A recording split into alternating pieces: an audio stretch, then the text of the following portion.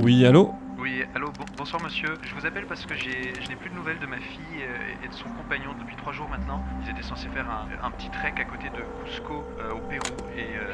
Bonsoir, nous sommes 5 Français dans un hôtel, nous sommes bloqués. Il y a des barrages, des coups de feu. En vrai, on ne sait pas quoi faire là. Oui, bonsoir, c'est le centre de crise et de soutien. On vient de recevoir une alerte sur une collision entre deux trains près de la mer Baltique. Est-ce que vous avez une idée du bilan à ce stade et si des Français étaient présents à bord? Allô, bonsoir.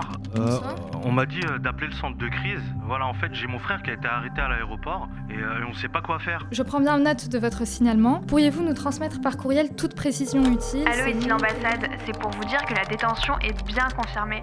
Un agent de l'ambassade a pu rendre visite à notre compatriote et s'assurer qu'il avait pu prendre contact avec un avocat. Il a souhaité aussi que nous tenions informés ses proches de sa situation, donc nous venons de rappeler son frère. Merci beaucoup. Est-ce que vous êtes bien inscrit sur le fil d'Ariane? C'est essentiel pour recevoir en temps réel les recommandations de sécurité de l'ambassade de France. Pour l'instant, il est important que vous restiez bien en sécurité dans votre hôtel. Bonsoir, alors plusieurs blessés ont été transférés à l'hôpital, mais aucune victime française n'est signalée pour le moment.